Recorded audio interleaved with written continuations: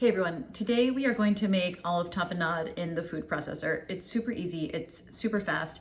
I just wanted to explain a few things about my process before we get started.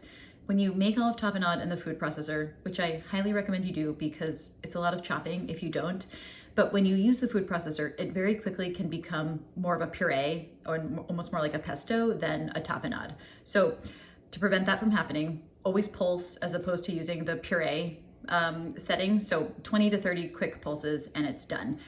Two other things I like to do. I save half of the parsley and chop it by hand, and half of the parsley I pulse with the olives and with everything else. If you pulse all of the parsley together, you lose that vibrant green color. If you stir half of it in that you finally chopped by hand, you preserve that bright green color, and it's just a little bit more appetizing.